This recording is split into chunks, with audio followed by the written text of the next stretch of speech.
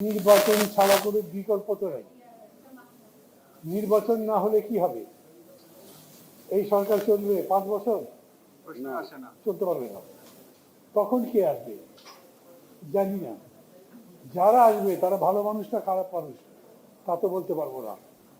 তার চাইতে ভোট হলে পছন্দ হোক বা না হোক, খুশি ভাইকে দেখতে পাই না, তুই কি করবো? ভোট দিতে হবে ওনাকে। এরকম হয় না? না, সত্যি সত্যি যে দেখতে পারি না তা তো বলছি না, কথার কথা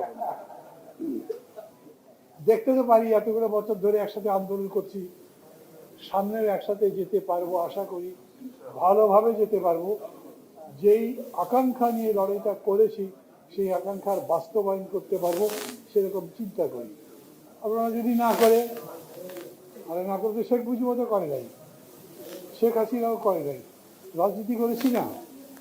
অতএব নির্বাচনকে ভয় পাবার কোনো বিষয় নেই। আমি আপনাদের জিজ্ঞেস করি, আপনারা ঠিক করেছেন, সাধারণ মানুষ ঠিক করতে পেরেছে কাকে ভোট দেবে?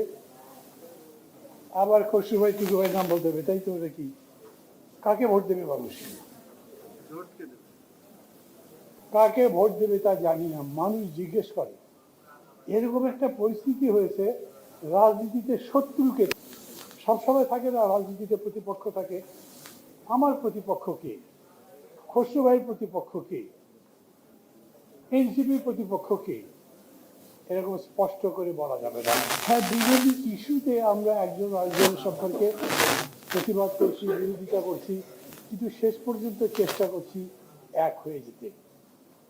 এরকম যখন একটা পরিস্থিতি, তখন রাজনীতি গড়বার সময়, রাজনীতির দিক নির্দেশনা, দিক দর্শন ঠিক করে দেবার সময়, সেটা গঠন করবার সময়। বিপ্লবী ওয়ার্কার্স পার্টি দীর্ঘদিন ধরে সংগ্রাম করছে। আমি দেখছি ধীরে ধীরে মানে একটা বীজ অঙ্কুরিত হয়েছে, তা থেকে চারা গাছ হয়েছে, বড় হচ্ছে। আমি চাই এটা আরো বড় হোক। আমি চাই এইরকম দল আরো বড় হোক। আমি চাই যত বেশি দল বড় হয়, যত বেশি দল গণতন্ত্রের জন্য সংগ্রাম করে, জনগণের কল্যাণের জন্য সংগ্রাম করে, একটা কল্যাণ রাষ্ট্র গড়ে তোলবার জন্য সংগ্রাম করে, তত আমাদের জন্য কল্যাণ। সেই লক্ষ্যে আমি বলবো, বিশেষ করে এইখানে এনসিপির যে তরুণ বন্ধুরা আছে তাদের জন্যও বলি, আমার নিজের কথা বলতে হয়, সবাই জানেন আমি তো জাসদ করতাম, জাসদ ছাত্রলীগের সেক্রেটারি ছিলাম, প্রেসিডেন্ট ছিলাম, রাষ্ট্রীয় যুব সংগঠন এদিক থেকে ওদিক তাকালে শেষ হতো না, কিন্তু দলটা শেষ হয়ে গেছে। রাজনীতি কেবল আবেগের বিষয় নয়, রাজনীতি খুবই একটা শৈলীর মতো, রাজনীতি একটা নারীর সূচিকর্মের মতো, রাজনীতি একটা চিত্রকর্মের মতো।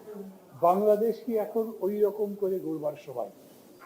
সেই প্রত্যাশা আমি যেমন বিএনপির প্রতি করি, সেরকম এনসিপির প্রতি করি, সেই রকম নিজের প্রতি আস্থা রাখি, সেই রকম রাজনীতি গড়ে তোলবার চেষ্টা করি। আরো বেশি করে আমাদের সামনে যে চ্যালেঞ্জ, আমি মনে করি প্রধানত নির্বাচনের চ্যালেঞ্জ, সেটা আমাদের গ্রহণ করতে হবে এবং তার মধ্যে থেকে একটা ইতিবাচক রাজনীতি, যা আমাদেরকে নতুন বাংলাদেশ গড়ে তুলতে সহায়তা করবে, সেই রকম দিক নির্দেশনা খুঁজে পেতে পারেন। সবাই ভালো থাকবেন, সবার কল্যাণ হোক। খোলা হবে।